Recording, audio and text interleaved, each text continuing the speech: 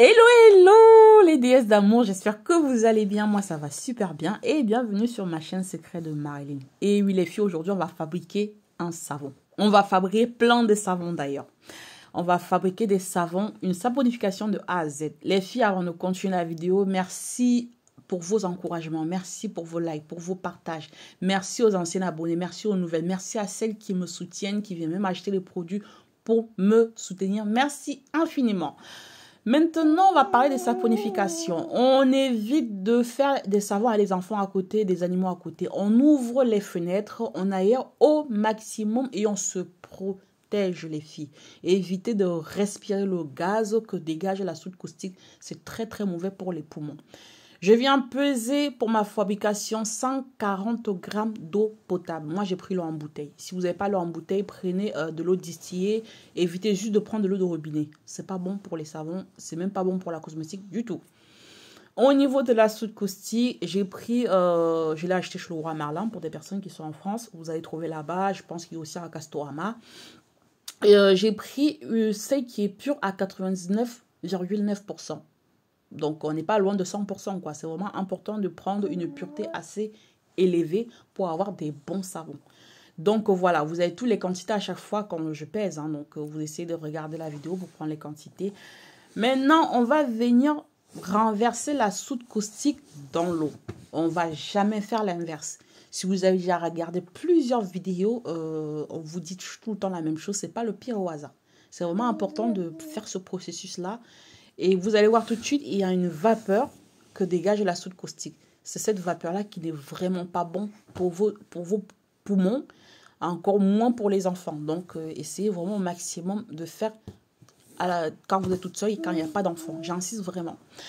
Maintenant, au niveau des huiles, là, j'ai fini le dessous de ma soude. J'ai laissé dehors que ça se refroidisse. Ça a duré 4 heures. Donc là, en fait, je viens peser mes huiles. Le beurre de karité, l'huile de ricin, l'huile de coco, l'huile d'olive. Je viens les poser dans de l'eau chaude pour les faire fondre. J'évite au maximum de les manipuler avec une forte chaleur parce que je veux garder tous leurs vertus. Donc, vous voyez, au bout d'un quart d'heure, mes huiles ont complètement fondu dans de l'eau que j'avais préalablement chauffée. Et là, j'ai apprêté mon moule où je veux couler mon savon. J'ai mis dans un carton à chaussures parce que par la suite, je vais fermer et laisser poser 48 heures. Donc, voilà, tout est prêt. Et on ne va pas tarder à passer à la saponification. Donc, vous voyez, j'ai tout mis dans un récipient qui est quand même bien protégé pour éviter des éventuelles éclaboussures, d'accord?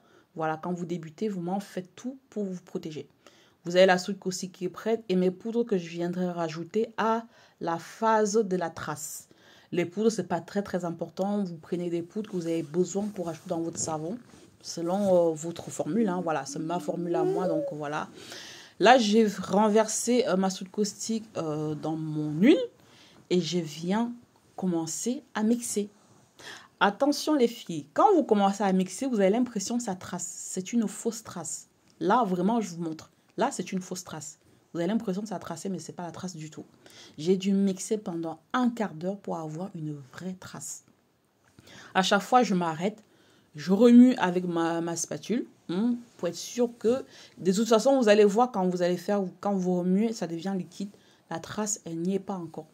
Donc, vous mixez, vous remuez avec la spatule pour bien mélanger, vraiment, pour regarder, contrôler votre produit, hein, tout simplement. Et vous recommencez à mixer.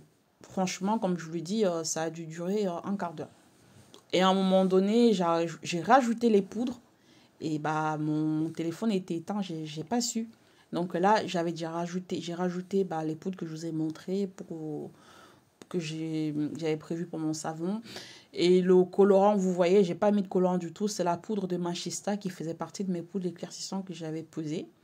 Donc j'ai bien mixé et je vais vous montrer quand même quand le savon trace parce qu'il y en a qui connaissent pas du tout. Et chaque fois, j'ai mes élèves qui me disent oui, mais on ne sait pas quand est-ce que il y a la trace.